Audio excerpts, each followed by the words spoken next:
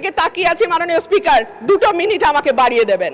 মাননীয় সদস্য, indeed you are independent, nevertheless you are given the highest amount of time.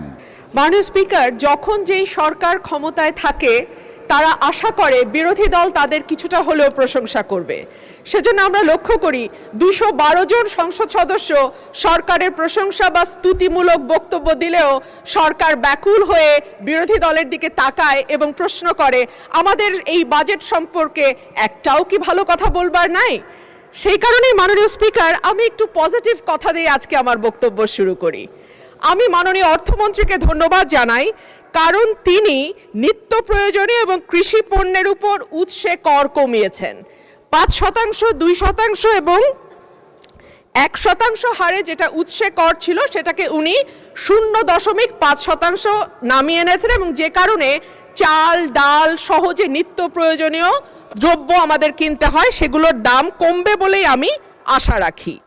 এইবার মাননীয় speaker, আমি একটা গল্পে আসি। একজন সংসদ সদস্য, ওনার নাম ধরে নিলাম মফিজ, সেই বেচারার মাসে বেতন 1,76,000 টাকা। এর বাইরে তার কোনো গার্মেন্ট ব্যবসা নাই, তার কোনো ইয়াবা ব্যবসা নাই, তার কোনো অস্ত্রের ব্যবসা নাই, তার কোনো অবৈধ ব্যবসা নাই, কিন্তু তার স্বপ্ন হলো ঢাকা শহরে 3 একর জায়গার উপরে প্রাসাদোপম বাড়ি তৈরি করে সামনে একখানা সুইমিং পুল নিয়ে সেখানে হরিণ এবং ম্যাকাও পাখি পুষবার। কিন্তু মাননীয় স্পিকার, তার এই 1,76,000 সৎ পয়সার টাকায় কি ঢাকা শহরে 3 একর জায়গায় প্রাসাদোপম বাড়ি তৈরি করা সম্ভব? সম্ভব নয়। ঠিক একইভাবে মাননীয় স্পিকার, যখন 9,38,000 কোটি টাকার বাজেট আসে তখন আমরা বুঝতে পারি এই বাজেটটি কিভাবে বাস্তবায়িত হবে। এর মধ্যে মোট আয়ের লক্ষ্যমাত্রা ধরা হয়েছে 6,95,000 কোটি টাকা, ঘাটতি 2,43,000 কোটি টাকা। এনবিআর এর ঘাড়ে দেয়া হয়েছে 6,04,000 কোটি টাকা উত্তোলনের দায়, যেটা মোট আয়ের 86.9%। যদি 2025-26 অর্থ বছরের দিকে তাকাই মাননীয় স্পিকার, আমরা দেখব এপ্রিল পর্যন্ত 3,26,000 কোটি টাকার বেশি এনবিআর আদায় করতে পারে নাই। সেই এনবিআরকে যদি আমরা 3 লক্ষের দ্বিগুণ 6 লক্ষ কোটি টাকা আদায়ের দায় চাপিয়ে দেই, এনবিআর এর পক্ষে কি করে সেটা আদায় করা সম্ভব আমার মাথায় ঢুকে না।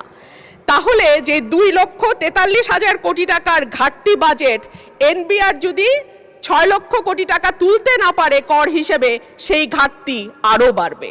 আর ঘাটতি মেটানোর রাস্তা আছে মাত্র 2টা। এক হলো দেশের ব্যাংক থেকে ঋণ নেওয়া, 2 হচ্ছে বিদেশ থেকে ঋণ বা অনুদান নেওয়া।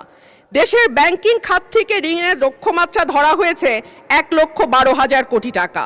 এনবিআর তার লক্ষ্যমাত্রা পূরণে ব্যর্থ হলে ঘাটতি বাড়ার সাথে সাথে ব্যাংক খাত থেকে ঋণ নেওয়ার পরিমাণও বাড়বে। আর সরকার যখন ব্যাংকিং খাত থেকে ঋণ নেয় মাননীয় স্পিকার, যাদের অর্থনীতির ব্যাপারে ন্যূনতম ধারণা আছে তারা সকলেই বুঝতে পারবে যে তখন ব্যক্তি খাতে ঋণের পরিমাণ অটোমেটিক্যালি কমে যায়। 25শে নভেম্বর 2025 প্রথম আলোর খবর বলছে, বিনিয়োগে এতটা মন্দাবস্থা আগে দেখেনি বাংলাদেশ। জ্বালানি সংকট, আর্থিক খাতের দুরবস্থা, উচ্চ সুদ হার, উচ্চ মূল্যস্ফীতির সাথে যুক্ত হওয়া অস্থিরতা ও অনিশ্চয়তা সবকিছুই ভূমিকা রেখেছে। অথচ অর্থনীতি যে গর্তে পড়েছে সেখান থেকে তুলবার জন্য বিনিয়োগ ছাড়া সরকারের হাতে আর কোনো রাস্তা নাই। অর্থমন্ত্রী নিজেও সেটা উপলব্ধি করে বলেছেন, আমরা ঋণ নির্ভর বাজেট থেকে ধীরে ধীরে বিনিয়োগ নির্ভর অর্থনীতির দিকে যেতে চাই। কিন্তু বিনিয়োগের জন্য যে পরিবেশ দরকার তার কতটা বাংলাদেশ এনশিওর করতে পারছে? গ্যাস এবং বিদ্যুতের দুষ্প্রাপ্যতা, আমলাতান্ত্রিক জটিলতা, অবকাঠামোগত দুর্বলতা, ঋণ প্রাপ্তির সমস্যা, ঋণে উচ্চ সুদ পুরো বিষয়টিকে এতটাই জটিল করেছে যে ইজ অফ ডুইং বিজনেস বা ব্যবসা সহজীকরণের যেই তালিকা বিশ্ব ব্যাংক প্রকাশ করে সেখানে 190টা দেশের মধ্যে বাংলাদেশের অবস্থান 168তম। মাননীয় স্পিকার, এটা 2020 সালের পরিসংখ্যান, এরপরে নতুন পরিসংখ্যান পাওয়া যায়নি। যে দেশের সরকারি হিসেবে বেকারের সংখ্যা 26 লাখ আর বেসরকারি হিসাবে সেটা 1.25 কোটির ওপরে, সেই রকম একটা দেশে যদি বিনিয়োগের জন্য পর্যাপ্ত অর্থ না পাওয়া যায় কিংবা বিনিয়োগের অনুকূল পরিবেশ তৈরি না করা যায় তাহলে কি করে নতুন কর্মসংস্থান তৈরি হবে আমি জানি না। সে কারণেই বাংলাদেশের প্রবৃদ্ধিকে জবলেস গ্রোথ হিসেবে চিহ্নিত করা হয়। মাননীয় স্পিকার, বিনিয়োগ যদি আমরা একপাশে সরিয়েও রাখি, ব্যাংকই বা ঋণ দেবে কোথা থেকে? ঋণ খেলাপিদের এই সংসদে দাঁড়িয়ে বলতে হচ্ছে বাংলাদেশে টোটাল মন্দ ঋণের পরিমাণ 6,44,000 কোটি টাকা। এর সঙ্গে যদি আপনি অবলোপন, পুনঃতফসিল করা এবং মামলার কারণে যে ঋণের টাকাটা আটকে আছে আদালতে, অর্থাৎ পেন্ডিং মামলা হিসাবে যেটা এখনো খাতায় তোলা হয় না অ্যামাউন্টটা, সেটা যদি আমরা যোগ করি এই পরিমাণ গিয়ে দাঁড়াবে 11 লক্ষ কোটি টাকা, যেটা মোট ঋণের 59.73%। সুতরাং ব্যাংকগুলো চাইলেও সরকারকে বেশি সহায়তা দিতে পারবে না। এর বাইরে আর থাকে টাকা ছাপানো বা কেন্দ্রীয় ব্যাংক থেকে নেয়া, সেটাকে আমরা হাই পাওয়ার্ড মানি বলি মাননীয় স্পিকার, যেটা নর্মাল টাকার 5 গুণ বেশি শক্তিশালী হিসেবে কাজ করে এবং বাজারে মূল্যস্ফীতিকে অটোমেটিক্যালি উস্কে দেয়। মাননীয় স্পিকার, এবার আসি বিদেশি ঋণের কথায়। বাংলাদেশে বর্তমান সরকারের বৈদেশিক ঋণের স্থিতি $78 বিলিয়ন বা আর সরকারি বেসরকারি খাতের মিলিত বৈদেশিক ঋণের পরিমাণ $133 বিলিয়ন, যেখানে টোটাল জিডিপির পরিমাণ $510 বিলিয়ন। এইসব দেশি বিদেশি ঋণের সুদ পরিশোধের জন্য বাজেটে রাখা হয়েছে 13.59%, যেখানে স্বাস্থ্য, শিক্ষা, সামাজিক সুরক্ষা এবং খাদ্য এই 4টি খাত মিলে পুরো ব্যয় ধরা হয়েছে 29.74%। বিশ্বব্যাংক বা IMF যদি ঋণ দেয় তবে নিশ্চিতভাবেই শর্ত হবে কঠিন, তবে ঋণের সুদ হার হবে কম এবং লম্বা সময় ধরে পরিশোধের সুযোগ থাকবে। কিন্তু IMF বা বিশ্বব্যাংক যদি লোন না দেয় তাহলে মাননীয় স্পিকার, অন্য দেশ থেকে যেমন চীন থেকে যদি আমরা ঋণ নেই, আমাদের সুদের হার হবে উচ্চ এবং দ্রুত সময়ে পরিশোধের চাপ থাকবে। সুতরাং বাজেট ঘাটতি মেটাতে 1,09,000 কোটি টাকার ওপরে যে বৈদেশিক ঋণ আর 1,12,000 কোটি টাকার দেশীয় ব্যাংক খাত থেকে ঋণের যে লক্ষ্যমাত্রা ধরা হয়েছে সেটা কতটুকু উপযোগী অর্থমন্ত্রী নিশ্চয়ই ভেবে দেখবেন। মাননীয় স্পিকার, উচ্চ মূল্যস্ফীতি, বিনিয়োগের স্থবিরতা, ব্যাংকের তারল্য সংকট, নতুন কর্মসংস্থান তৈরি না হওয়া, জিডিপির প্রবৃদ্ধি 6% থেকে কমতে কমতে 3.49% নেমে আসা, কোনোটাই অর্থনীতিতে ভালো বার্তা দেয় না। আমদানি রপ্তানির হিসাব বলে 2025-26 অর্থ বছরের প্রথম 10 মাসে বাণিজ্য ঘাটতি $22.21 বিলিয়ন, অর্থাৎ আমদানি অনেক বেশি কিন্তু রপ্তানি কম। মাননীয় স্পিকার, এখানে আরেকটা সুখবর অবশ্য আছে সরকারের জন্য। কেন্দ্রীয় ব্যাংকের তথ্য দেখা যায় জুলাই থেকে এপ্রিল সময়ে বিনিয়োগ বৃদ্ধির অন্যতম প্রধান নিয়ামক মূলধনী যন্ত্রপাতি বা ক্যাপিটাল মেশিনারিজের আমদানি বেড়েছে 12.50%। এটি নিঃসন্দেহে বিনিয়োগ বাড়ানোর একটা ভালো ইঙ্গিত। মাননীয় স্পিকার, সরকারি হিসাবে দেশের সার্বিক মূল্যস্ফীতি এখন 10%-এর মতো। করমুক্ত আয় সীমা কিছুটা বাড়িয়ে 3,75,000 টাকা করা হয়েছে।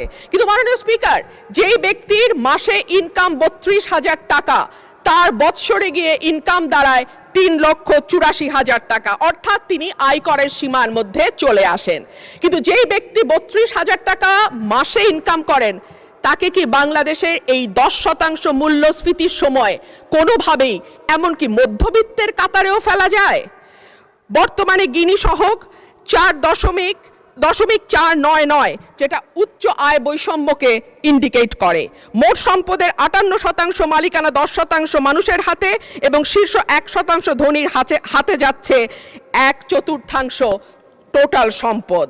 শুধু সেটাই নয়, আয়করের ক্ষেত্রে সরকারের যাবতীয় চাপ গিয়ে পড়ে সেই সব মানুষের ওপরে যারা ব্যাংকের মাধ্যমে বেতন পান, অর্থাৎ যাদের আয়কে সরাসরি ট্র্যাক করা যায়। কিন্তু যাদের আয়কে ট্র্যাক করা যায় না এমন মানুষের সংখ্যাই বেশি এবং সে কারণে দেখা যায় বিগত 15 বছরে আমরা একজন জর্দা ব্যবসায়ী কাউস মিয়াকে 1 নম্বর হতে দেখেছিলাম ব্যক্তি খাতে ঋণ ইনকাম ট্যাক্স দেওয়াতে।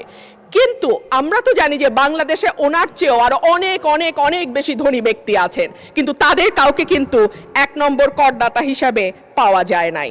অন্যান্য বারের মতো এবারও বাজেটে আয়কর সহ প্রত্যক্ষ করের হিস্সা 1/3 রাখা হয়েছে, অর্থাৎ বাকি 2/3 পরোক্ষ কর। ধনী গরিব সব মানুষের উপর সমানভাবে প্রযুক্ত হওয়া পরোক্ষ কর অবশ্যই ন্যায্যতার পরিপন্থী। আর সে কারণেই আমাদের মতো অর্থনীতির দেশগুলোকে সাধারণত প্রত্যক্ষ এবং পরোক্ষ করের অনুপাত 50-50 রাখা হয়। একটা সরকার কল্যাণমূলক রাষ্ট্র গঠনের জন্য কতটুকু আন্তরিক সেটা বোঝা যায় তার শিক্ষা, স্বাস্থ্য, সামাজিক সুরক্ষায় বরাদ্দের পরিমাণ দেখলে। এই বাজেটে শিক্ষা খাতে বরাদ্দ জিডিপির 1.8 আর স্বাস্থ্য খাতে 0.9%। বিশ্ব স্বাস্থ্য সংস্থার মতে বাংলাদেশের মতো দেশে জিডিপির অন্তত 5% স্বাস্থ্য খাতে ব্যয় হওয়া উচিত, আর ইউনেস্কোর মতে সেটা 6%। এর মধ্যেই আমরা জানি শিক্ষা এবং স্বাস্থ্য খাতে জিডিপির অনুপাতের ব্যয়ে বাংলাদেশ দক্ষিণ এশিয়ার সর্বনিম্ন অবস্থানে অবস্থান করছে। স্বাস্থ্য খাতে বরাদ্দের চরম অপ্রতুলতার কারণে বাংলাদেশের স্বাস্থ্য খাতে ব্যয়ের ক্ষেত্রে ব্যক্তির খরচ 73% আর সরকার দেয় বাকি 63%। সে কারণে প্রতি বছর স্বাস্থ্য ব্যয় মেটাতে গিয়ে অন্তত 65 লক্ষ মানুষ দারিদ্র্য সীমার নিচে চলে যায়। মাননীয় স্পিকার, শিক্ষায় আমরা শুনতে পাচ্ছি তৃতীয় আরেকটি ভাষা বাধ্যতামূলক করা হয়েছে।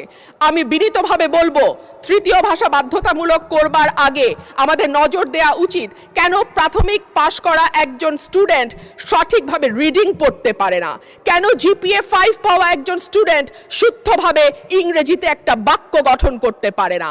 আমি মনে করি ম্যান্ডারিন বা জার্মান শেখার আগে অন্তত ইংরেজি ভাষায় বেসিক পড়তে পারা, লিখতে পারা, বলতে পারার শিক্ষাটা আমাদের ছেলে মেয়েদেরকে দিলে তারা বিদেশের বাজারে যথেষ্ট ভালো দক্ষতার সঙ্গে কাজ করতে পারবে। মাননীয় স্পিকার, আমি এবার আমার এলাকার কথায় একটু আসি। আমাকে 2 মিনিট বাড়িয়ে দেবেন স্পিকার, কারণ আমি সরকারি দলেরও না, বিরোধী দলেরও না, কোনো দলের হুইপ, চিফ হুইপই আমার দায়িত্ব নিতে চান না। মাননীয় স্পিকার, আমি আপনার স্পেশাল ডিসক্রিশনের দিকে তাকিয়ে আছি। মাননীয় স্পিকার, 2 মিনিট আমাকে বাড়িয়ে দেবেন। মাননীয় সদস্য, indeed you are independent, nevertheless you are given the highest amount of time, 12 minutes, no one got it. So far মাননীয় স্পিকার 2 মিনিট বাড়িয়ে দেবেন। 1 মিনিট দেওয়া হলো, যেহেতু আমি মাঝখানে ইন্টারভেনশন করেছি। 1 মিনিট। ধন্যবাদ মাননীয় স্পিকার। মাননীয় স্পিকার, আমার এলাকায় 19টি ইউনিয়ন এবং এই 19টি ইউনিয়নে যে কমিউনিটি ক্লিনিকগুলো আছে সেগুলোকে আবার ভালোভাবে সচল করা, CHCP নিশ্চিত করা এবং ওষুধ যাতে নিশ্চিত করা হয়। উপজেলা হাসপাতালগুলোতে মাননীয় স্পিকার, আমি এই সংসদ